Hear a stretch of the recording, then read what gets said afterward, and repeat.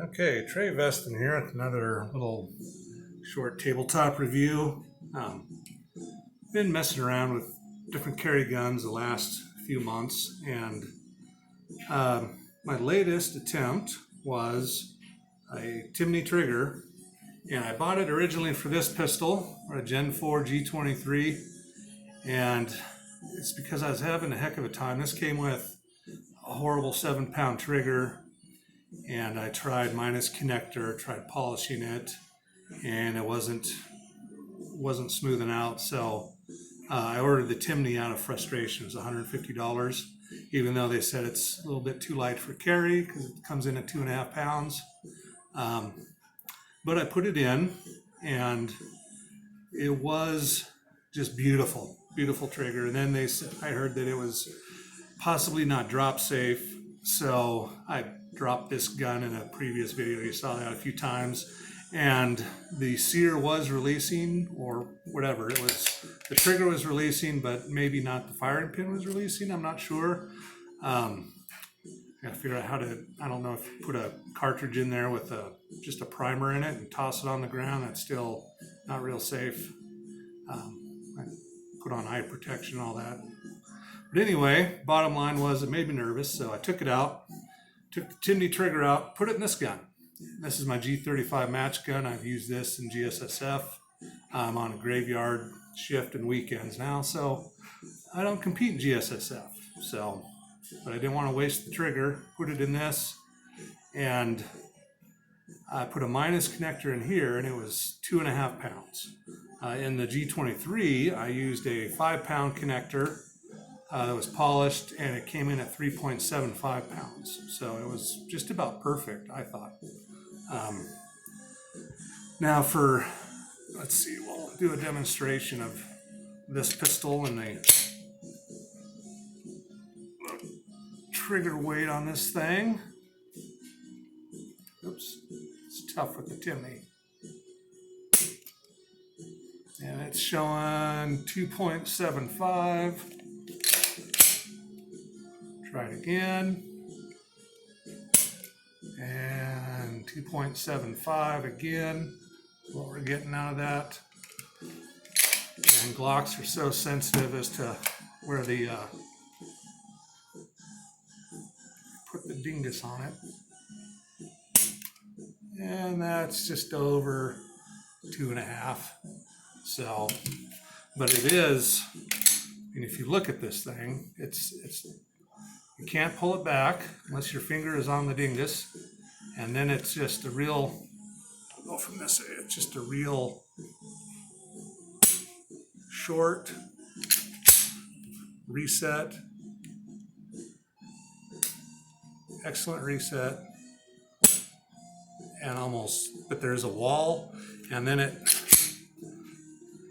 very little creep, very little take up.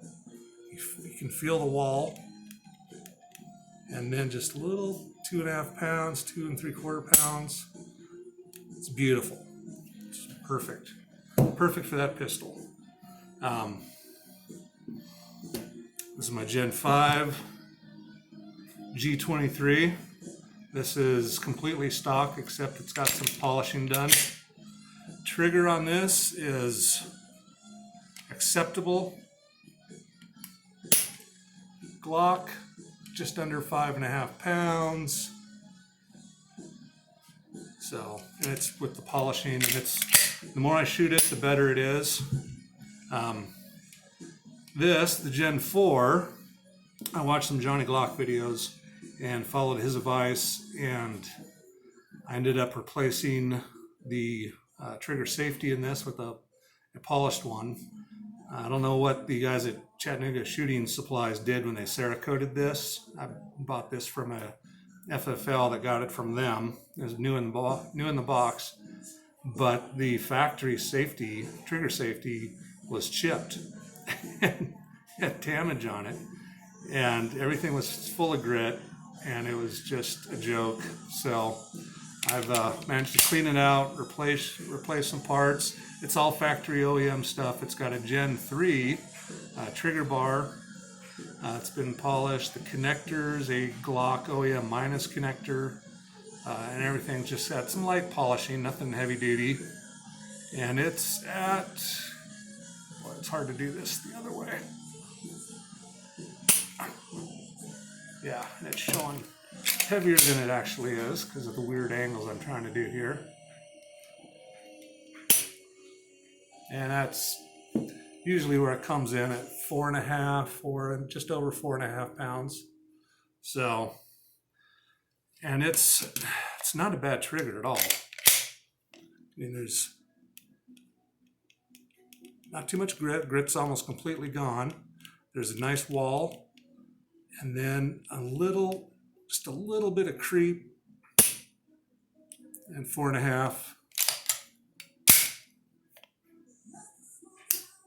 So it's for a defensive pistol, this is a good trigger. I think it'll work just fine. I've got the Dawson competition sights on here just because I like to shoot this at the range and I like it to be accurate. So, and these seem to be working out great for me. This was my carry gun for years and years and years. This is a Smith & Wesson M&P40c, and this was the 1.0.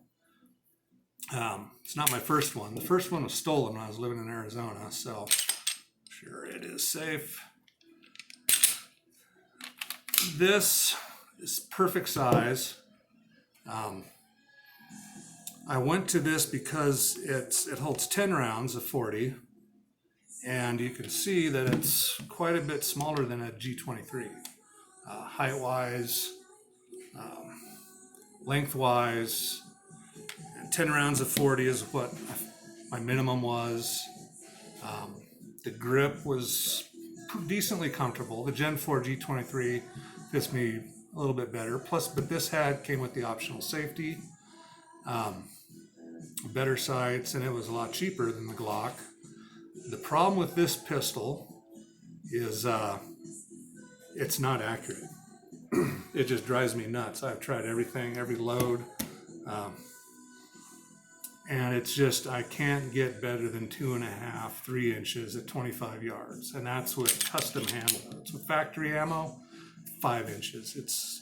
And I tested some critical defense, some Hornady critical defense, and it was shooting 9 inches at 25 yards. It was barely hit paper plate at 25 yards with this thing. But the trigger in it has an apex sear in it, so it is really light. It's right at 4 pounds. So, and it is decently crisp. See, you guys see but there's a little grit in there. The M&Ps, they've got some grit, good wall, and then no creep. Try the,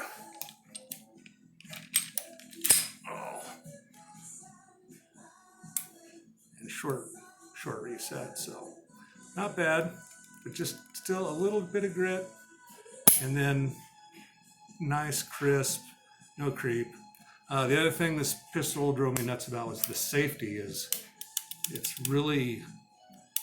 needs to be stiffer, and it's gigantic, and it's plastic. It's just, the safety seems like it was an afterthought, so not thrilled with it. I mean, it accidentally gets bumped all the time to off and on, so I just pretty much treat it like it doesn't have a safety, because it drove me nuts. But it held up well over the years, and I had it since I think 2008, so, and it's held up well. We don't have a lot of humidity up here, so it still looks pretty much brand new. And then it's got the factory night sight. So anyway, so now I've gone to these, the Gen 23s, or the G23s. Tried the Gen 5 first. The big fat slide it really surprised me how much it made a difference in the overall impression of how bulky this gun is. But this has less recoil because of the massive slide. The grip is, I love the finger grooves on the Glock, so these are just, I like them both. Really no preference. Trigger on this one was better initially. Now they're pretty close. I might put a minus connector in this, and then I've already got Dawson sights to put on it. And so just not sure. My main carry pistol is the SIG P365, and it's a great little gun. Love it. It's accurate, reliable, shoots great, disappears. I forget I have it on. It's the ultimate carry gun, but as you age, you sometimes feel a little inadequate with the 9mm, and I just prefer the 40. So I've been trying to find a good mid-size. I'm thinking about building a SIG P320, but not sure. It checks off a lot of boxes. And with that new FCU kit and the Wilson Combat grip modules, I think it might be a winner. So I might just build one of those next and share it on here. So anyway, that's just my random thoughts on the different trigger work I've been doing and playing around with carry guns. And you know, everybody likes what they like, so I don't judge anybody for hating Glocks or loving loving M&Ps. And I even own a Taurus, to show you how much of a snob I am not. This little G2c has impressed me. I bought it for $180 off Gunbroker a couple years ago, and it's a great size. A little smaller. It's probably pretty close in size. Yeah, it's just even a little smaller than the M&P. But ergonomics are great. The quality is up there with Ruger now. Ruger's kind of fallen down, and Taurus has kind of stepped it up.